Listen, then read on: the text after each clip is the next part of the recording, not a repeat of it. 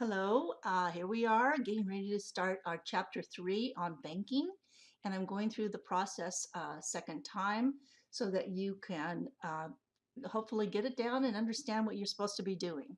So here we are, we're going to go to open and restore a company, restore a backup. We go directly to that G drive, and remember your drive may be different, but that's the one I'm using for my units. And then I'm going to go to unit 3, find the data starter, and click on next. And now it's not trying to go to the right place, so I'm going to go back, make sure that it's going to my unit folder, unit 3, and now up here I've got unit 3 up here, so I'm in good shape. And this is chapter 3, so I'm going to go and put in my name.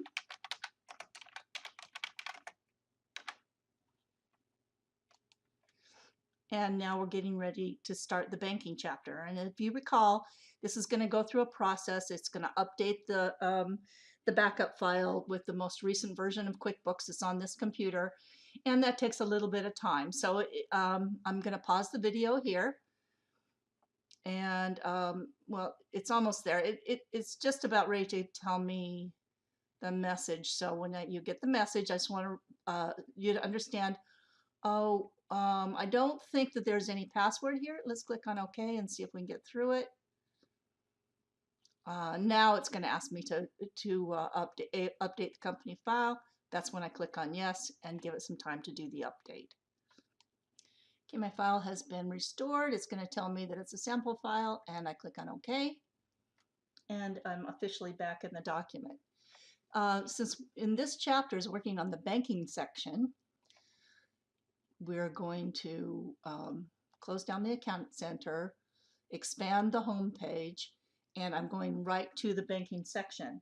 And the first thing I'm looking at is my check register. So I look at the check register, and what you should notice here is that there are different banking accounts I can choose from. It's automatically defaulting to the first one on the list. So that's where you're supposed to go, is to the checking account. And that's the first place that you're going to be looking. Now, what you're going to do is it's telling you to come down the list and find Sargent Insurance, which is a split. We're looking at, let's see if I can find it.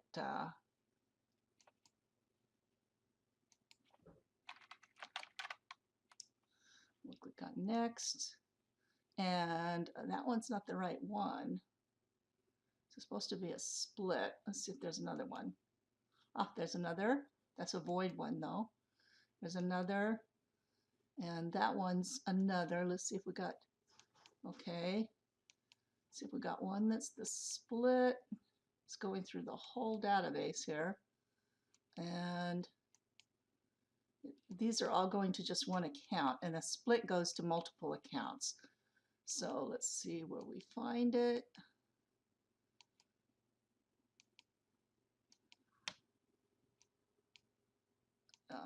Okay, Sargent Insurance, here we go. There it is. It was 11:15, and there's my split. So the next process. Okay, because I am in the register, I can click on any one of these and it will open up the check. So all I have to do here is double click on it, and there's my check. And this is where it's showing you the split. What it's showing you is that this particular check for $675, which has already cleared the bank, was split among workman comp, disability, and liability insurance. Those are the accounts from the chart of accounts that we use for this particular check. Now this is the part that can become confusing, in that they actually tell you in the instructions to close this one. All you're supposed to be doing is viewing it. So you can close it from your upper menu here and come back to the split that you want. But here's where you want to get the quick report. So you want to have it highlighted to get to the quick report, and you're going to go to quick report, and okay, a couple of things I'm seeing on this report is, number one, my name's not here. What did I do wrong? I should have gone into company. gone into the company, my company, changed the name of my company with my name,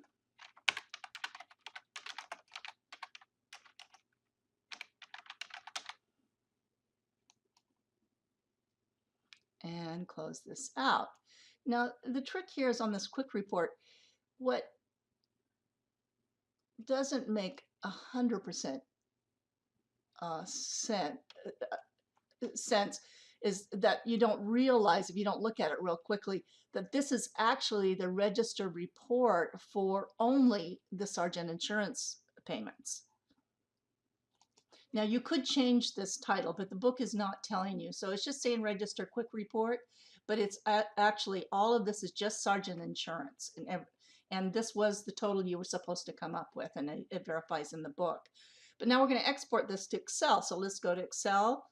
Again, create new. We're going back to our processes. And if anybody said update existing, they got themselves in trouble. It's now replace existing.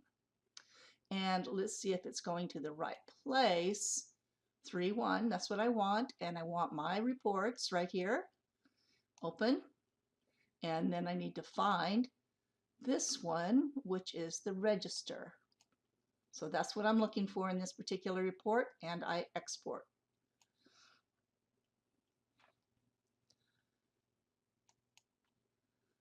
Okay, that opened Microsoft Excel. I'm bringing it over for you to see. And Microsoft Excel is now open.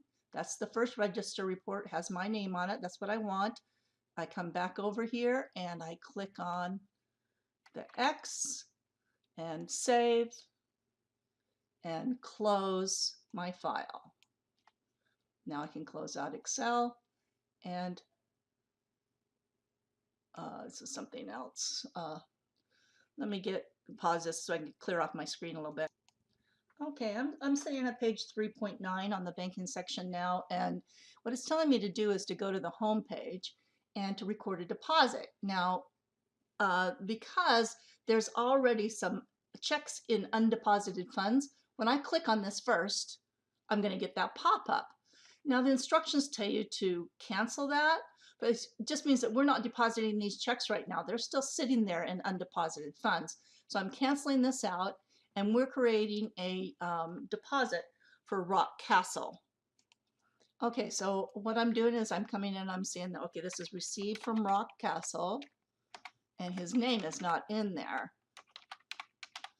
Remember, this is Rock Castle Construction. He is the owner, so we're just going to do a quick ad for that one. And your instructions tell you to put him in as another because he's the owner of the company. So now, from the account you're supposed to use for this is the capital investing, and it's under the equity, I believe. Yeah. This one, capital stock. So he's giving some money to your checking account. So it's going here to the checking account from his capital stock account. And it just says it's an investment, and the check number is 1555, and the payment is by check. So I'm just choosing the check option. And then we're coming over and we're putting in the 72,000. Now what you need to be careful of is you got their dates correct. This is supposed to be 12/15/2019. We're looking good, and we can save this. So we're going to do a save and new. And look, my window's still coming up, so I'm going to cancel that again. Now, oftentimes, new QuickBooks users get very confused as to what just happened, because once I did the save and new, it went into my checking account. So if I come back over and look at my check register, and I'm just right now, well, this is my register report. Let's go right over to the home page again and look at my register, and that was on 12/15. We made that deposit. Let's see, it should be here.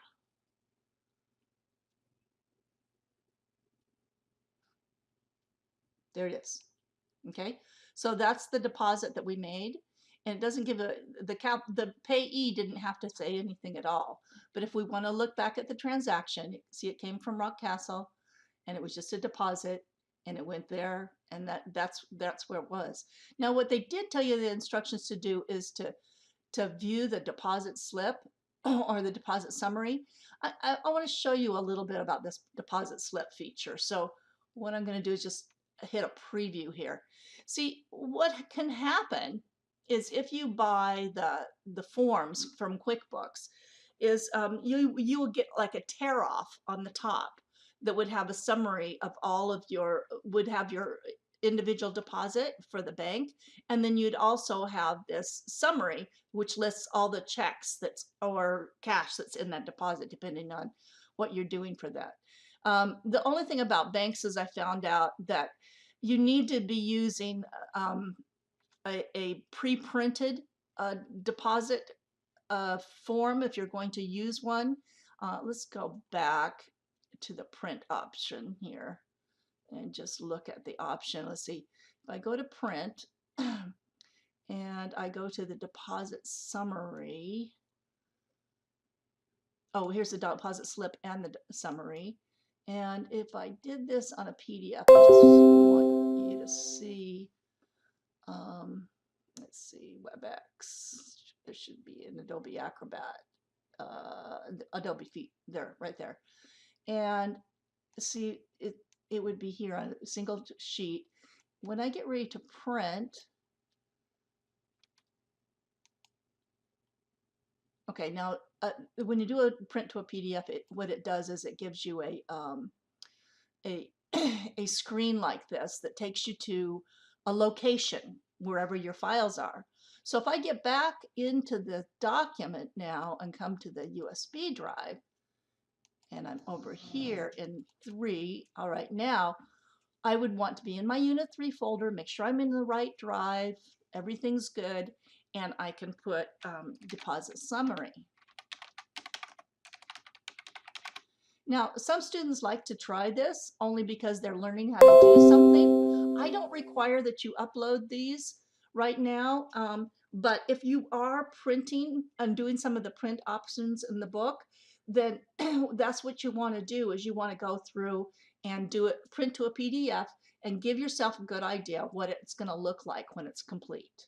Okay, now I'm going to close this out. And again, I can just save and close now and go on to the next process. Okay, the next section of the book is talking about paying bills and those types of things. What you need to be aware of, okay, if you enter a bill here, remember, you need to go to the pay bill option. Now, the pay bill option directly links with your check register, but you don't really, the bills aren't really generated until you go do the print, okay? They don't get a check number or anything. They just say bills to pay. Let's see if I've got any in here that say that. This is a paycheck. These say paycheck. Let's see. Oh, there it is. Bill payment. There's one. That was a bill payment. And if you look at it, okay, it came in from the bill. We marked the bill that was associated with the check and you went that way. So that's one of the processes you're learning about. But for this particular exercise, we're going to come back to the home page again. And we're going to write a check. And so we're just writing a check without a bill. We double check the date. This check number, well, the check is $300. It doesn't have a check now. Oh, that's right. This is supposed to be a print later check. So I mark print later. And then it's to, there we go, Kershaw. And it's $300. And you just want to make sure that you got the right account. The account should be 64220, computer repairs. We're good. Okay, so you've got the first one. Save and new. All right, so in this next part of the exercise, you're learning how to print checks. And again, you don't need to print the checks, but it would be over here in checks. because that's the one you created, and there it is. And your check number was supposed to be 517. Okay, so I just click on OK. And as long as I'm still going to the PDF printer, then I'll still get a preview. And we've got the deposit, and here I can see it's going to the right folder now. I'm double checking my folders, and it is 517. So you can get a look of what it looks like. And there's my check. Oh, I made a mistake because the instructions say cancel. So I'm going to, let's see. Your check printed okay? No, it did not. So I'm going to click that. Now, let's go and print again because there was an option I was supposed to choose. So it says checks. Here's my check, and it was 517. And so there's something, it was supposed to, if you're using, oh, it's on this next window. See right here, these are the standard check forms, and it's saying select the standard. But the part I missed was this. And this is just getting to know how this is working. I'm not requiring that you do this, but you do need to, it's a good idea to practice because I'm not requiring that you hand this in, but I will eventually want you to do this type of thing. So it's good practice. Here's your check again, and you replace it, and see then it has the information regarding the company on the address of the check. For the most part, when you do this with checks, you don't print the address of the company because it's already on the check. They're pre-printed. Now when I come back to my QuickBooks screen, I can just click on OK because my check 517 came through properly. This next one is where I get to see that you actually did these two exercises. That's the reason why I don't need you to print the deposit and the checks. It's because they're going to be in this report. And the report is the journal report. So if I go to reports, accountants and taxes, and then head down to the journal, I'm here, and we're supposed to do date from 12, and this says from today. It's supposed to be from 12:15 to 12:15. And okay, I went a different route. I went up here to the reports from the menu bar, and you don't get that run option here. You have to get the run option, you'd have to go to the reports from the side menu. And so now I'm going to go ahead and do my export. So I'll be Excel, create new, and replace existing. It's going to my Unit 3 folder. I'm in good shape.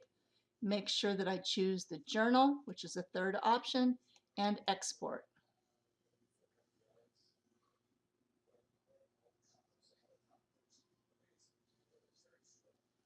Okay, I just realized there was a step that I missed on the previous one, so it's no big deal. I can get it this time on my Excel sheet. And that's here. Okay, so I'm in the journal.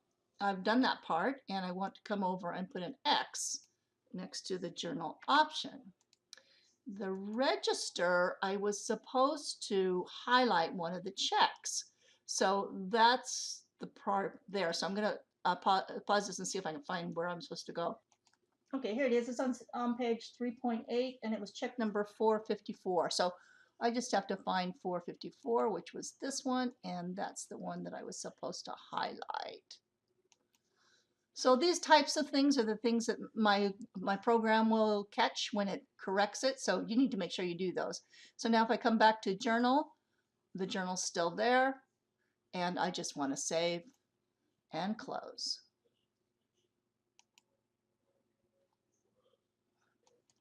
Oh my goodness, I didn't customize the rest of the report settings. And first off, what I want you to do is to look at this debit and credit, these debit and credit options.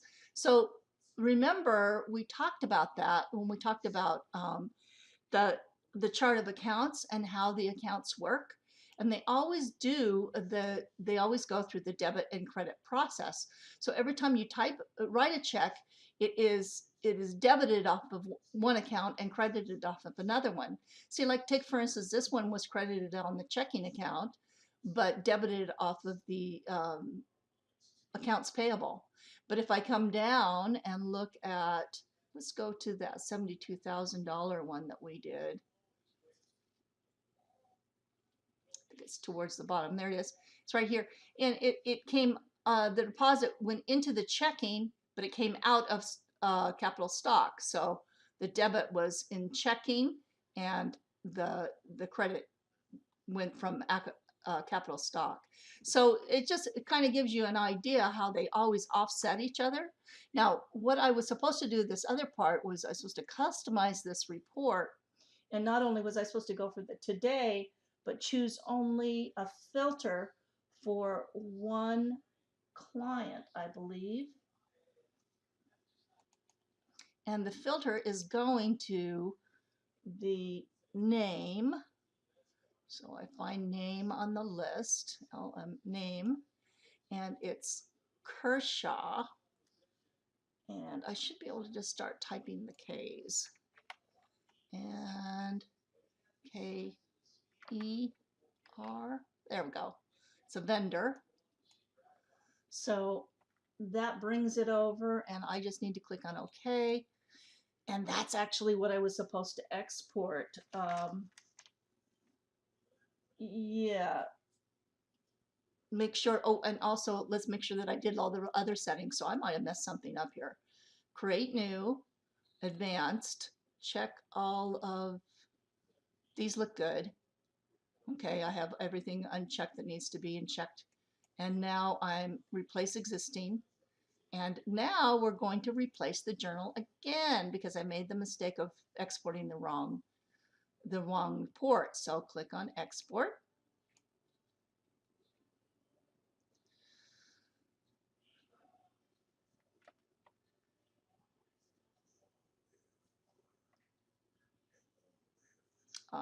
It's going to Excel someplace. Where's Excel? Over here. Here we go. And there's the correct report I should have exported. So that's what you should make sure of. Now I've still got the right check mark here, but now I've got the right report, and I close out and I close again. So these are the types of things that you need to double check on. And now we're going to do a quick bank reconciliation. We're going back to the home area, and the part of this reconciliation that is the most confusing are the instructions. Reconciling it is so simple, it's embarrassing. Okay, so what you want to do is you go to the reconcile, and if you go through the instructions, it takes you through step by step, but you're not seeing the main window, which is the first one that they show you on page 3.21. The other options are on 3.22 and 3.23. So let's go in and take a peek at it. I'm just going to go straight from 3.21. I'm looking, okay, this is my beginning balance. If I look at that, bank statement, and then I have a bank service charge of $10, and I have an ending balance of $67,281.02. That's the ending balance I should have. And the date of this is 11/20/2019, and so this should also be 11/20/2019. Oh, this is 11/30, so it's 11/20 is the date of this bank statement. I'm looking again on page 3.21. So I'm here, and now I want to continue on to look at my transactions. Well, if I'm looking at the statement on page 3.21, I'm looking and seeing that, okay, there's no deposits. So there's nothing to check off over on this side. There are a few checks that came on this statement. It was number 4.33 for $712.56, 4.36 for $24, 4.51 for $3,200, and 4.60 for $225. Now, let's take a look at the difference down here. It actually balances. So that's the whole exercise for this particular activity, and it really oftentimes confuses people. So right now what you want to do is you want to go ahead and reconcile. And when you get to the next part, you want to make sure that the report is the detail report. So you want this one. And you go to the display option, and you'll see that there's an option here to export this to Excel. So I can go now, Excel, create new, double check my advanced settings, and they're looking good. Okay, and replace existing. Now, am I in the right location? Yeah, it's unit 3, so I'm good shape. And I want the reconciliation. And now I just need to do the export. So it's going to my Excel file, which is starting to open up here.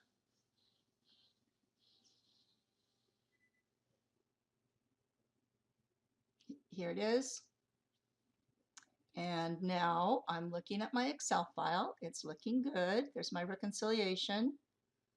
And I want to go to my reports and make sure that I click my X on the right place. So that one is done. I've done those 3 reports, and just kind of double check them to make sure that you're finished. At this point, everything looks good, so I'm going to close out my company file, my Excel file, and go back to my company.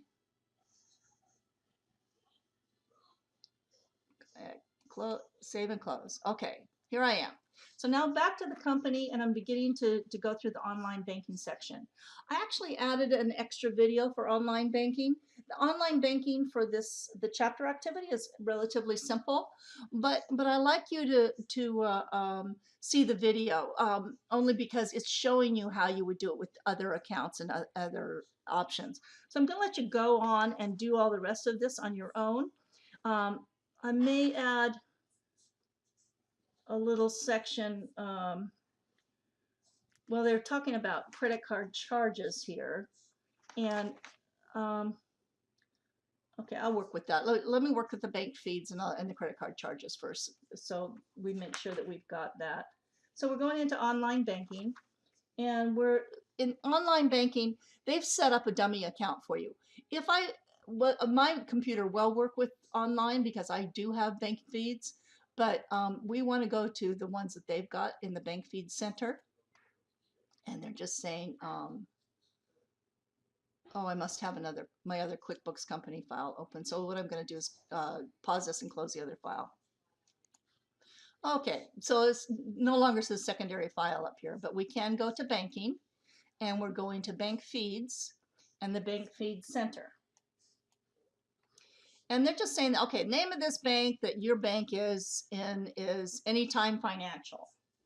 And we're going to come in, and we're going to click on the name of the bank here and look at the transaction list. Now, when you import from a bank or credit card, it always has a transaction list like this.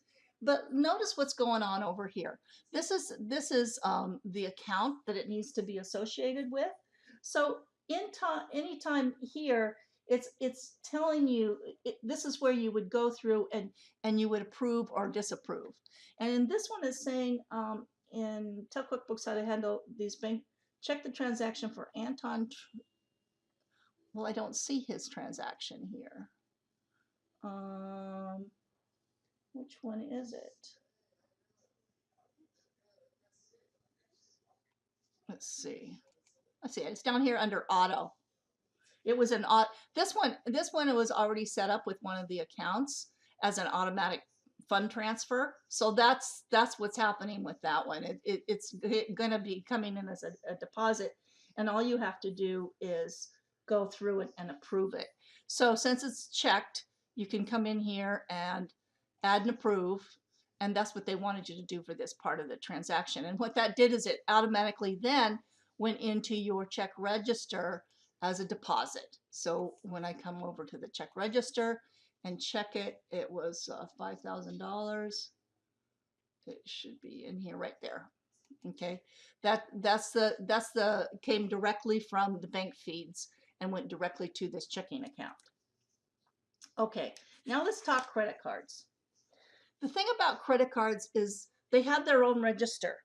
So when you have a credit card transaction, it goes into a register just like the bank does. So when I come here and go into my home, I'm seeing enter credit card charges. So what I want to do is, let's see, what I want to do is to go ahead and choose what credit card it is. See, in this particular company has two different credit cards. And that's what you're doing is you're learning how to use the credit card features. Okay, so I think it's the QuickBooks credit card is what you're doing, and you're saying that this is purchased from Kershaw Computer Services, and it was on 12/15/2016, or no, 2019. Okay, and that was $50.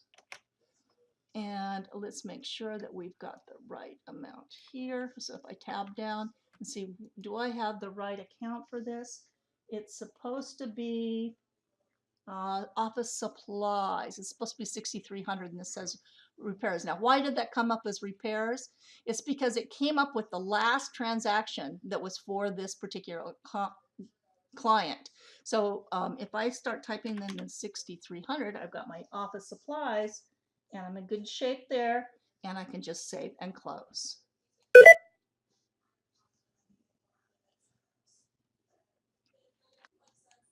Now you're actually moving forward to your exercises, and for this chapter, exercise 3.1, and which is a kind of a review of what we've already done. So I'm going to let you go through and do these on your own, but make sure that you export them to the Excel file properly, and that you finish off on this particular chapter correctly. These oh the one part that we came up to when we finished through 3.28 is it came up with the whole uh, myquickbooks.com, multiple choice, practice test, all this other kind of stuff, and you don't have to do those. I found those online activities were a real bear for a lot of people, and they didn't always work. So we're going to go to the exercise 3.1 and just start working on that part of the chapter.